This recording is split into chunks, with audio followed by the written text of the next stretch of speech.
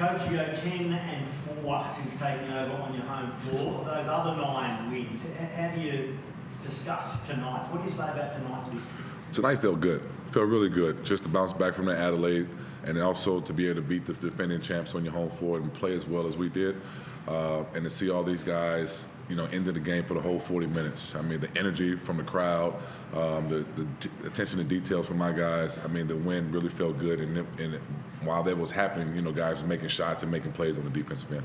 A week ago, you said I wasn't happy with the start. We got switched on. I'll own that. At the end of the community conference, you said, so what do you say is going to happen in the next game? You said we will come out switched on and make a living. They did, and this whole week was tough for them. This was a tough practice for these guys this week, and they'll let you know. But just for them to understand, we got smart basketball players, and they know if they stick with the game plan and study their opponent, like our staff does, then they just come out there and play because we're, our depth and our talent is really good when we on point and when we're unselfish. So we just have to pay attention to details because Taz is an unbelievable team. They're defending champs, and they will not give up, and they'll just keep punching. And so we just had to find a way to put them down, and the way we put them down is paying attention to our details and stick to the scout. The opposition coach, rather than ranting or raving, just told us, you know what, I just sat back and enjoyed the performance the Hawks put on. That's what the Jack Jumpers coach said. How do you react to that? That's a compliment. That's a compliment because we want to be what they are, champions, right? So if the coach of another team is enjoying our team play unselfish and tough on the defensive end, we're doing something right. And so we want to build off that and hopefully we don't let out. Is the effort the most pleasing thing, JT? I felt like there were so many times today there were effort players that got you guys from baskets or strong. Yeah, the effort was unbelievable because we got, once again, we got guys coming playing 4 minutes and taking some guys out, and the other guys come play 2-3 minutes, and they didn't let that effort down from the guys that they subbed in for. So once that momentum didn't drop, and we knew our second quarter was our kryptonite a little bit, and we talked about that, and the guys who were playing and started the second quarter, they went on a 5-0 run.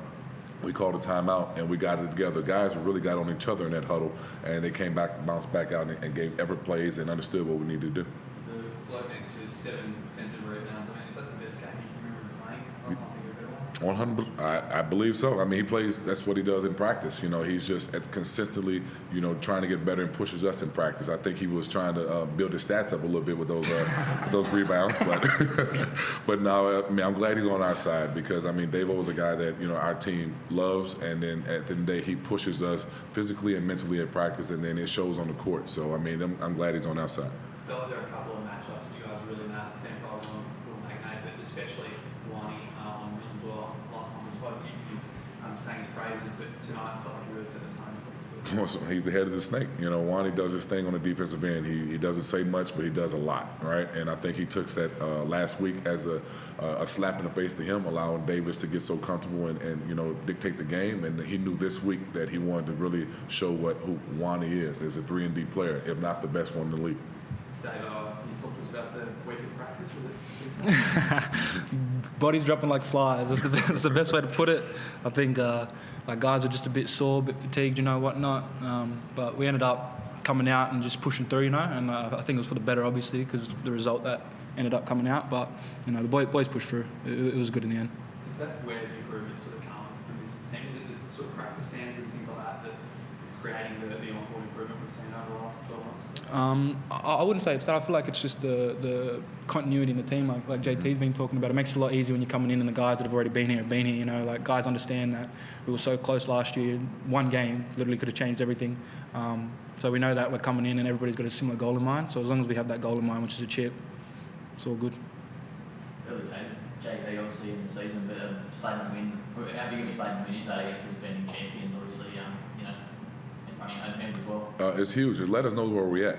Let us know where we're at, and especially how bouncing back from that last game against Adelaide, and that we know we can sit up here and we can correct ourselves and challenge the next game. So I felt it was like you said, it is early. 4-1 at the Kings case. There's only 5 games played, but every game, every win, every point in this league is important. And so for us to get an early start like we're doing and setting the tone early in the quarters is something that we didn't do last year, right? We was going back and forth or losing most first quarters. So now us getting out here being, right now we're the highest scoring team in the first quarter. And that's something that we put our pride on, because if we know we have a good first quarter, then the rest of the game we can manage. So, it's been good. It's been good so far. Obviously, you'd be happy with the attacking side of things, but the defence tonight, do you think that set the tone for you guys tonight? Yeah, that's what I love the most. I know we can score anytime, anyway, but the guys know I hang my hat on defense. All I do is nitpick about defense during practice or whatever the case may be, and I challenge them. And so, like from Tyler to Sam to Lucky to Davo, everybody, Darius, they really stepped up their defensive game today. And collectively, when we do that, we make other teams, take tough shots, or we rattle them, or shoot early in the shot clock. So and we can switch intangibles, and so that's a plus with our group, because we are so physical in that area. And we're not a great shot blocking team, but we want to do our best to keep you in front of us and make it difficult.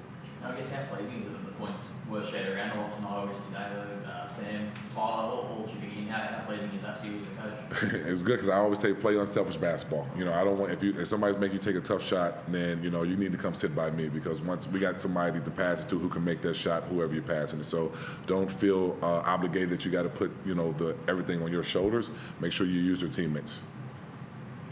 Will, what were you and the boys working on during the week? Because you had an excellent combination with Tyler and Sam tonight, and also the other boys. I really saw one of the best games I've seen this season. From the Hawks, you said? Yeah. So could you repeat that, the start of it? I said, what did Justin work with you guys? Because you and Tyler and Sam had a really good game tonight. What did he say to us? What do we work on? Oh, what we're working on? Oh, yeah. God, I don't know. I feel like we came out to just play basketball. Like, JT just, he reiterated all week that we've got to step it up on the defensive end first, and those second quarters, like he said, are our kryptonite, So as long as we clean those things up, like, if you put me out there with whoever, I'm going to go do my job, So and I feel like JT knows that as well. Like, we're so deep, it doesn't matter who you put out there. It's just someone's night. Dan got some minutes tonight. When do you reckon he'll be fully fit to play the football 4 quarters? Me? Yeah. Everybody's usage is different, and I think that I told DG this week that we're going to give you an early bump, because we want you to aggravate Doyle as much as you can. We really want to set the defensive tone, and DG has had a great week of practice, and he knew that early on off. So as long as these guys know what their job is going in early, they can set their mental forward, and he came out and did his thing. What was your reaction when he went over that at the time? It was like, keep your fingers crossed. We want to make sure he's healthy. That's it. But that's what DG does. He'll run through a wall. You know what I mean? And so we just want to make sure that he recovers from running through the wall. But he brought a ton of energy, man. He was ready. All the way to the end of the bench of the guys. Even the guys who played the last couple minutes of the game. The tempo didn't drop much. I remember towards the end of last year, JT, he said that even when the team was going as well as it was, he felt like people weren't kind of giving you the raps that maybe you deserve. Do you feel like 4-on-1 start performance like that, are people going to start and take notice of this team? Yeah, they should. They should. I mean, we're the highest scoring team in the league. We have one of the deepest team in the league. And we have most of our guys coming back. So there should be some respect factor there. And we're playing well right now. And so even though that there's nowhere near the playoffs yet, or no standings, we're happy where we're at, and we know we can get it 10 times better. Coach, do you feel if you hold your own at the defensive end, you'll blow them away offensively, given that you're the highest scoring team in the league by a long way, and you've now topped 100 in 4 of your 5 games. So if you at least match the defensive effort of the opposition, you're just going to blow them away offensively?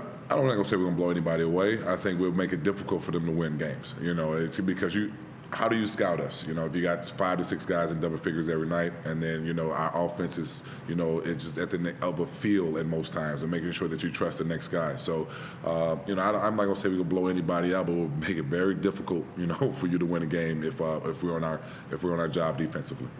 Davo, I think you had 18 career high against Melbourne late last season as part of that big finish to the last campaign. Now you've had a career night this evening as part of a good start this season. How do you look at that patch of your basketball? Has something clicked in terms of your confidence, your sense of belonging? Has someone instilled something in you? Why is Will Davo-Hickey playing such good basketball right now? Well, I've been saying this for like a few years now, but I genuinely feel like it's what, like, your relationship with your coach. And for a lot of my career, I haven't had a coach that's just believed in me or just taken me for who I am, And JT sort of came in and he took me for who I was, And Like all I do is play hard. I'm trying to win basketball, and I feel like he recognised that. So just to be seen is enough for me to go out and blood, sweat, and tears, leave it on the court. That's all good for me.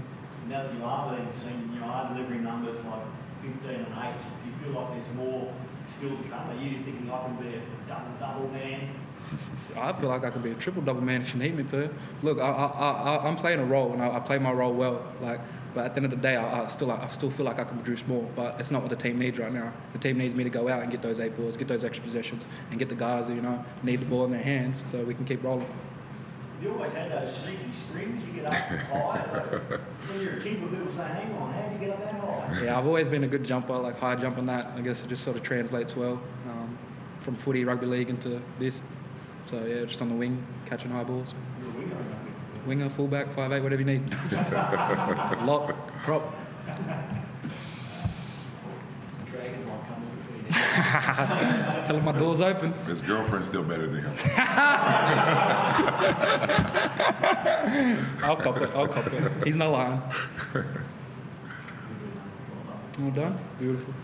Thank you, guys. Appreciate that, fellas.